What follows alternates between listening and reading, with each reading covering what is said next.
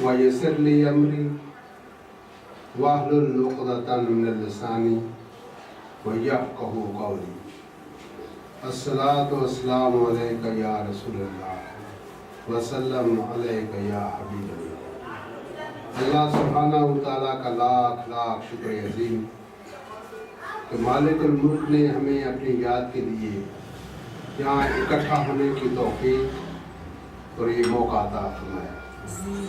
لاکھوں کروڑوں درود و سلام آقائے دو جہاں محمد مصطفیٰ صلی اللہ علیہ وآلہ وسلم کی ذات اقدس پر، جن کے طفیل مالک الملک نے کرم نوازی۔ معمول کے پروگرام کی طرف جانے سے قبل دو چار باتیں بہت ضروری ہیں جو آپ کے گوشے گزار کرتی ہیں۔ اللہ سبحانہ وتعالیٰ کا قرآن حکیم میں ارشاد ہے، اعوذ باللہ من الشیطان الرجیم، بسم اللہ الرحمن الرحیم، ادخلوا یا ایھا الذین ادخلوا فی السلم کافۃ ولا تتبعوا خطوات الشیطان انہ لکم عدو مبین۔ صدق اللہ مولانا العظیم۔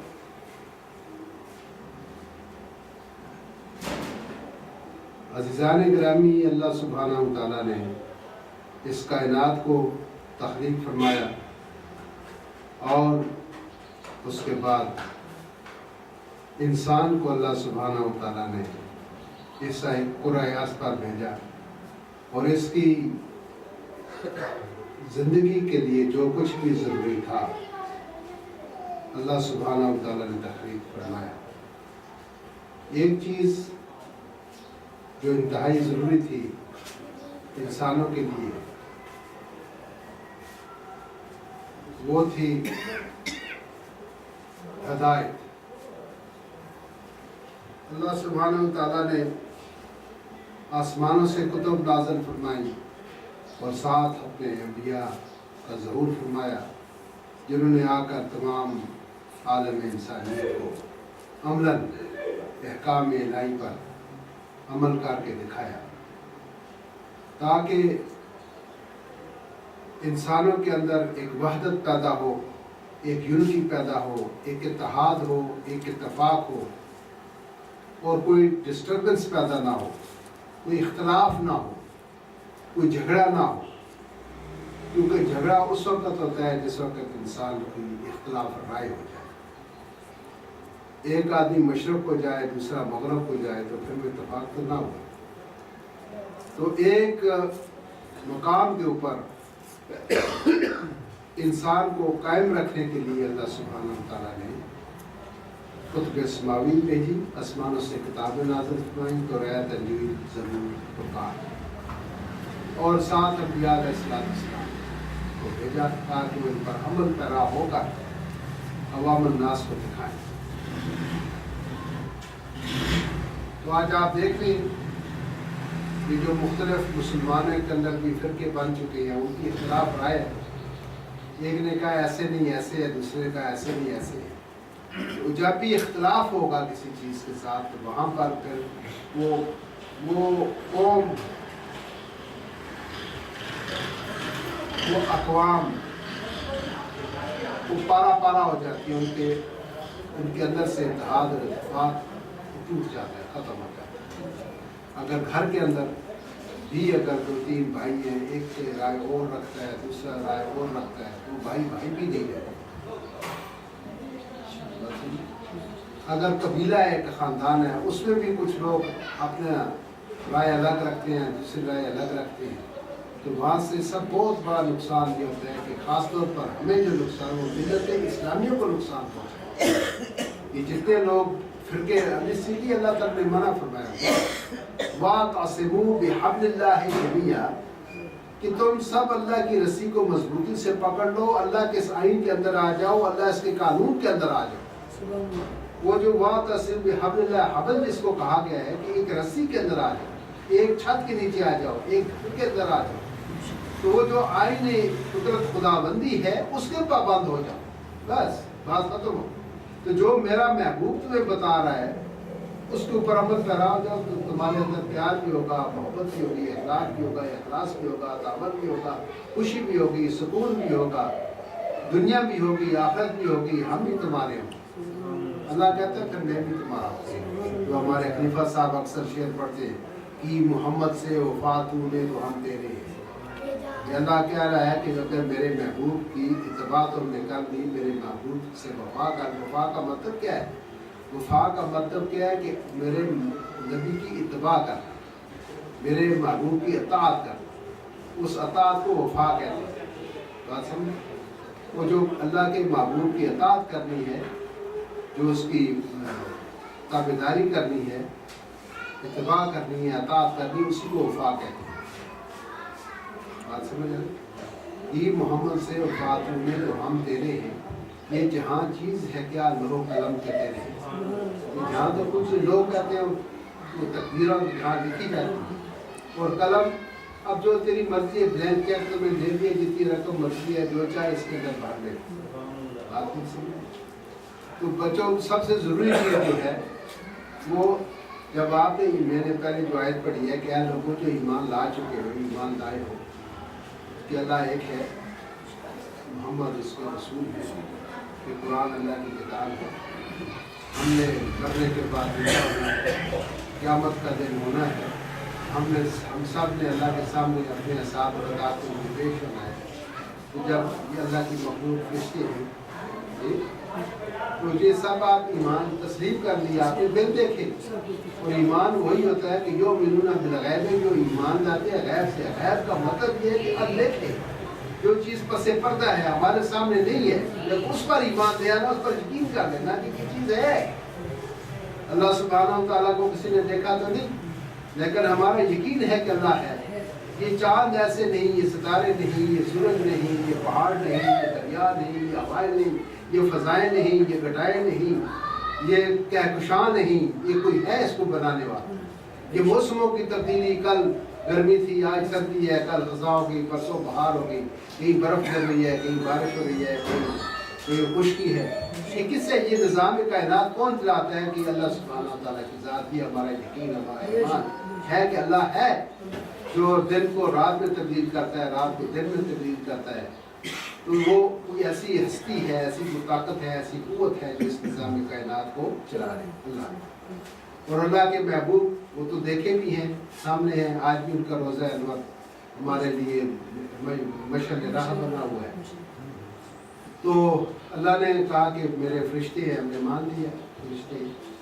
تو ہم نے جو ایمان ہم لا چکے ہیں غیب سے، بن دیکھے، اور ایمان ہوتا ہی وہی ہے، یہ بھی یاد رکھنا۔ جہاں ایمان کی بات ہو وہاں عقل کی بات نہیں ہوتی، عقل کے تقاضے کچھ اور ہیں۔ ایمان جو ہے یہ محبت سے اور عشق سے آتا ہے۔ ایمان جو ہوتا ہے انسان کا، وہ محبت میں اور عشق میں حاصل ہوتا ہے۔ وہ اس کے کوئی سائنسی فارمولے کے تحت یا عقل کے ذریعے وہ نہیں آتا۔ آقا دو جہاں محمد مصطفیٰ صلی اللہ علیہ وسلم نے فرمایا کہ اللہ وحدہ لا شریک لہ، ہم نے مان لیا کہ اللہ ہے۔ کیونکہ وہ بات وہ کہتے ہی نہیں، ان کو پہلے یہ خطاب ملا کہ آپ صادق بھی ہیں اور امین بھی ہیں، آپ جو بات کرتے ہیں وہ سچی بات کرتے ہیں۔ وہ نبوت سے پہلے وہ صادق اور امین تھے۔ ایک جبل ابو قبیس پر جو انہوں نے چڑھ کر یہ کہا تھا تمام کفار سے کہ اگر میں کہوں کہ اس پہاڑ کے پیچھے ایک بہت بڑی فوج ہے جو تم پر حملہ آور ہو رہی ہے، تمہارے دشمن ہے، تو کیا تم یقین کرو؟ سب نے کہا ہاں، کیوں نہیں، ہم یقین، آپ صادق ہیں، آپ امین ہیں، آپ غلط بات کہہ ہی نہیں سکتے، ہو ہی نہیں سکتی، آپ کی ذات سے سرزد ہو ہی نہیں سکتی۔ تو وہ جو کچھ انہوں نے کہا، انہوں نے کہا یہ قرآن اللہ کی کتاب ہے، ہم نے مان لیا، جبرائیل امین دے کے آئے ہیں، یہ آمنا صدقنا، ہم نے ہمیں معراج پر کیا ہوں گی، ہمیں یقین ایمان ٹھیک ہے آپ کے ہیں۔ یعنی ہمیں اگر اللہ بھی ملا تو محمد مصطفیٰ کے صدقے ملا، انہوں نے ہمیں بتایا اللہ ہے تو اللہ ہے، اور اگر قرآن ملا تو وہ بھی نبی کے صدقے میں ملا، جو کچھ بھی ہمیں عطا ہوا آقا دو جہاں کے صدقے میں ہمیں وہ سب کچھ ملا۔ لہٰذا ہمیں یہاں پر تحقیق اور انکوائری کی ضرورت نہیں ہے۔ تو جو لوگ انکوائری کرتے ہیں، تحقیق کرتے ہیں، وہ پٹری سے اتر جایا کرتے ہیں، وہ ایمان سے بھی خالی ہو جایا کرتے ہیں، وہ ایمان سے خالی ہو جایا کرتے ہیں۔ یا جو जानने की कोशिश करें, जानने की कोशिश नहीं, मानने की बात। हम लोग जो है हम मानने वाले हैं। कोई आपसे कहे भाई अल्लाह कहाँ है, कैसे है, किसने कहा, तो आप कहें हम मानते हैं, हम जानने की बात है नहीं है, हम मानने वाले हैं, जानने वाले नहीं है, तो हमने मान लिया। तो अज़ीज़ान इकरामी बात यह है कि जब आपने अल्लाह पर, अल्लाह के रसूलों पर, उसकी किताबों पर, उसके फरिश्तों पर, रोज़ आखिरत पर आपने यकीन कर लिया, ईमान ले आए हैं, तो अब ऐसा करें कि जो अहकाम खुदाबंदी है उन पर भी अमल पैरा हो जाए। जब उस पर अमल पैरा हो जाएंगे हम, तो जो अहकाम है इस कुरान हकीम के अंदर, जो बीवी बच्चों के लिए, वालिदैन के लिए, बहन भाई, क्योंकि हम एक माशरे में रहते हैं, एक सोसाइटी में रहते हैं जहाँ हमारे वालिदैन भी हैं, हमारे बहन भाई हैं, हमारे अजीज रिश्तेदार हैं, हमारे पड़ोसी हैं, मुस्लिम हैं, गैर मुस्लिम हैं, मुख्तलिफ किस्म की अक़वाम हैं, हम उनके साथ चलता है। तो हम कैसे चलेंगे उसके साथ? तो सब चीज़ अल्लाह के रसूल ने आपको बता दी है, उस पर अमल करा हो।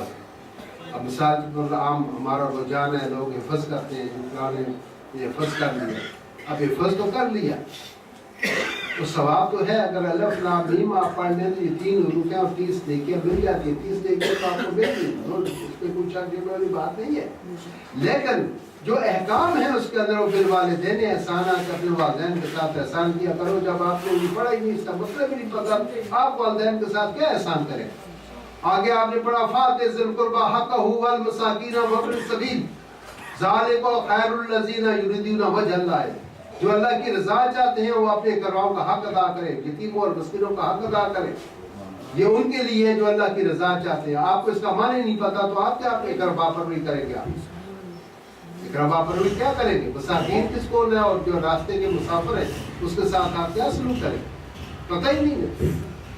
तो इस जगह अल्लाह फरमाते हैं कि दुआ किया करो जब तुम्हारे वालिदैन बूढ़े हो जाएं तो मेरे हुजूर के उनके लिए, मेरी बारगाह में उनके लिए दुआ करो, रब्बे यरहमहुमा, ए अल्लाह इन पर रहम कर, तुम्हारा रब्ब यानी सगीरा, जब मैं मासूम था, छोटा था, बोल ही नहीं सकता था, तकलीफ नहीं बता सकता था, उस वक्त इन्होंने मेरा ख्याल रखा, मुझे उठाया। ये मेरी माँ मुझे सर्दी की रातों में लेकर घूमती रही, की राता काटा। अब उस वक्त ये जवान थे और मैं बचा था, आज ये बूढ़े हो चुके हैं और मैं जवान हो चुका हूँ। अब तुम सहारा बनो। उस वक्त तुम्हारा बाप जवान था तो तुम बच्चे थे, तुम अब जब तुम्हारा बाप बूढ़ा हुआ तुम सहारा बने, अब जब तुम्हारे बच्चे हो तुम्हारा सहारा बने। जब आप हम इन अहकाम को पढ़ेंगे तो हम इस पर अमल करेंगे। बाप तो बच्चे को पता ही नहीं मेरे बाप का मर्तबा और मुकाम क्या है। अल्लाह ने फरमाया कि मेरे बाप की रजा में खुदा की रजा रखो। जो रजा बाप की होगी वो रजा खुदा की होगी। और माँ के कदमों के नीचे अल्लाह ने जन्नत रखी। और बच्चों जब आप कुरान पढ़ेंगे, जब हदीस पढ़ेंगे, जब उस अहकाम इलाही का मुताला करेंगे तो आपको पता चलेगा। तो बीवी के मुतालिक फरमाया कि मैंने तुम्हें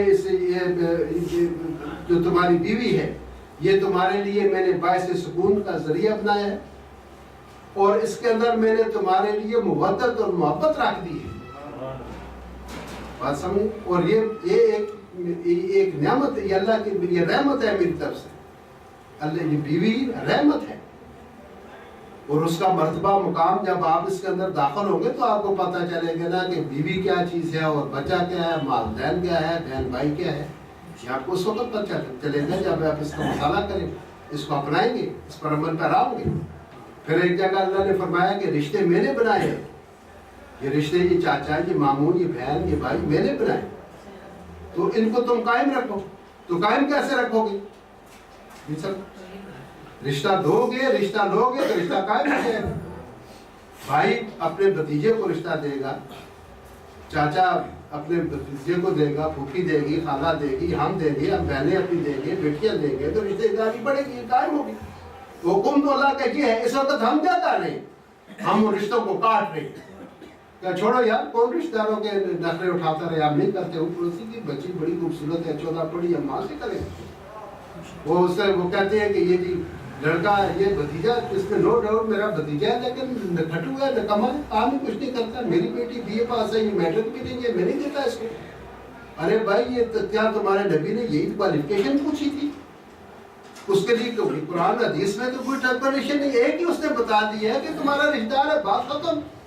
वो अनपढ़ है, ये पढ़ा हुआ है तो तुम्हारा खून है, तुम्हारे भाई का बेटा है, यार इसको दो, अल्लाह का हुक्म है, इसको दो।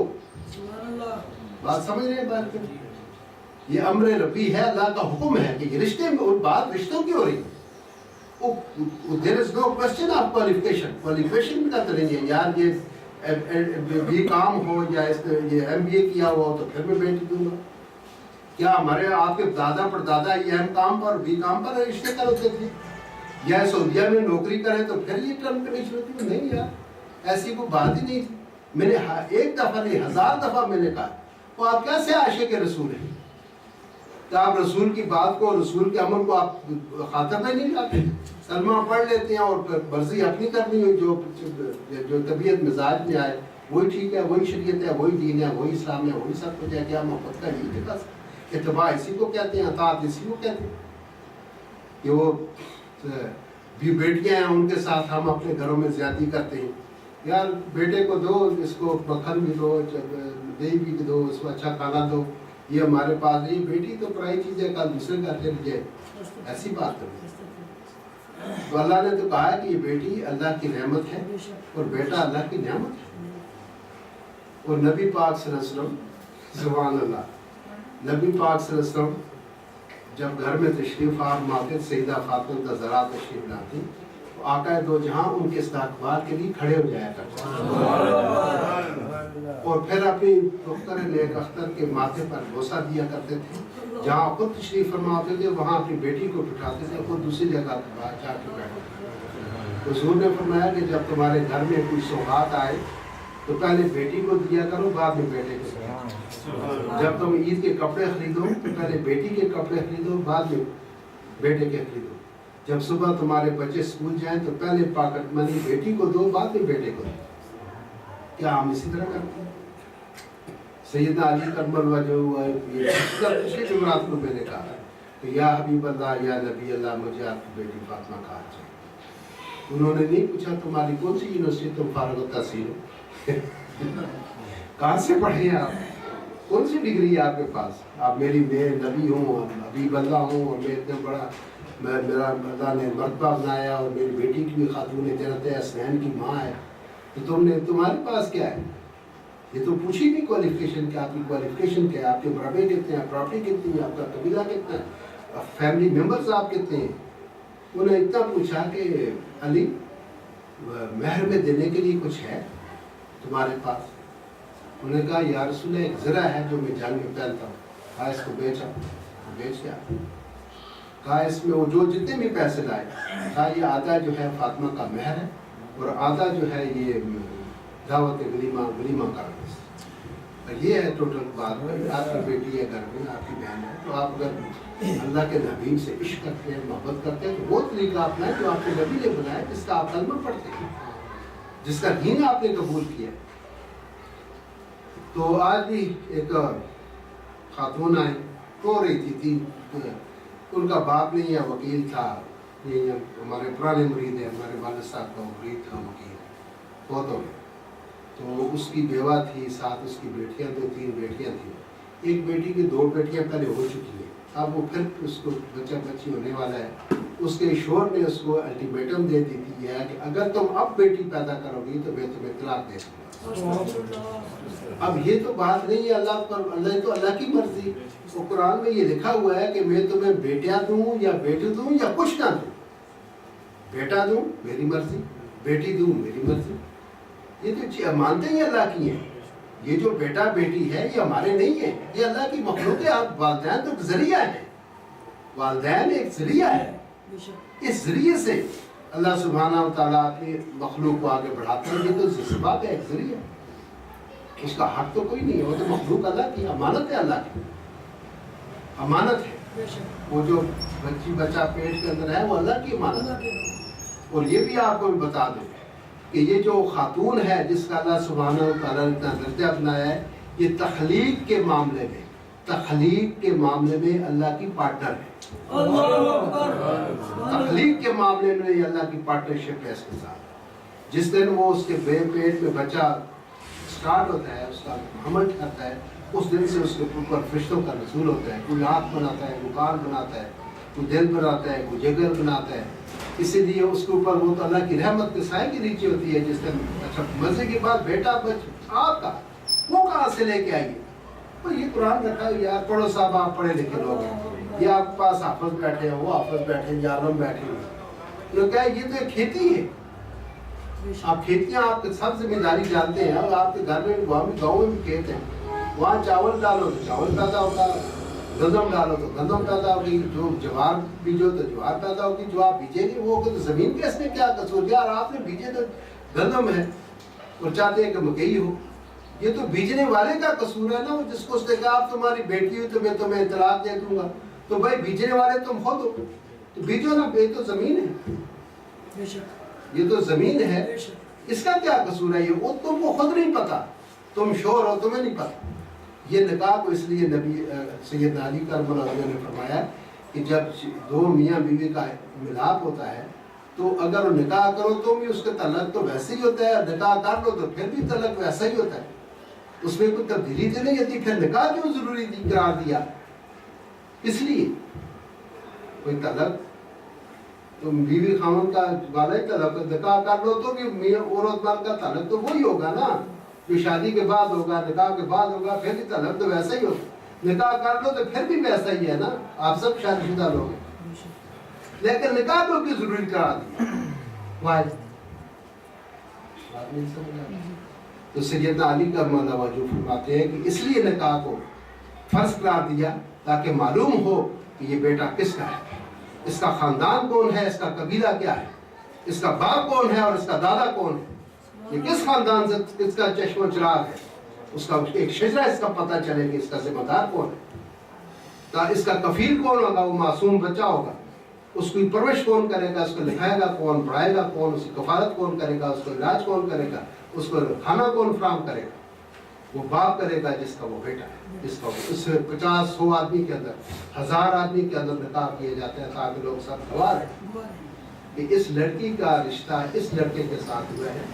अब इस औरत के से जो बचन से बच्चा पैदा होगा उसका कफील, उसका जिम्मेदार ये शख्स होगा, और ये इसका खानदान, इसको नाम मिलेगा। कोई भी देखे, ये एक बहुत बड़ी एक मारिफत की बात आपको बता दूं, बंदा मरता नहीं है, वो बंदा हमेशा जिंदा रहता है अपने बेटे के रूप में, बेटे की शक्ल में वो बाप जिंदा रहता है, क्योंकि जब रेफरेंस है ना, जब आपको बच्चा चला जाएगा, ये आपके साथ इंजीनियर बैठा हुआ चला जाए सरकार पे, ये कौन कहेंगे जी ये शहजाद है, इसके वालिद का नाम लेंगे, उसका बेटा। अगर इसके वालिद को नहीं जानता है तो कहेंगे जी उसका पोता है, ये नाम मिला ना। एक आदमी का जिसके बाप का ही नहीं पता उसको क्या कहते हैं? ये तो सिस्टम, एक सिलसिला अल्लाह सुब्हानहू व तआला ने बनाया है। निकाह इसलिए जरूरी करार दिया गया ताकि इसका जिम्मेदार हो। लिहाजा वो जो बेटा या बेटी हो, इसमें औरत का कोई अमल दखल नहीं है। या सबसे पहले तो ये समझिए कि अल्लाह की मर्जी और अल्लाह की रज़ा है। अगर जिम्मेदार है तो फिर बाप है, क्योंकि वो जो प्रिम्स है वो उसके, वो अगर मनफी हो तो लड़की हो जाती है और पॉजिटिव हो, मस्बत हो तो लड़का। तो अब वो तो अल्लाह की मर्जी है, किसी को क्या पता।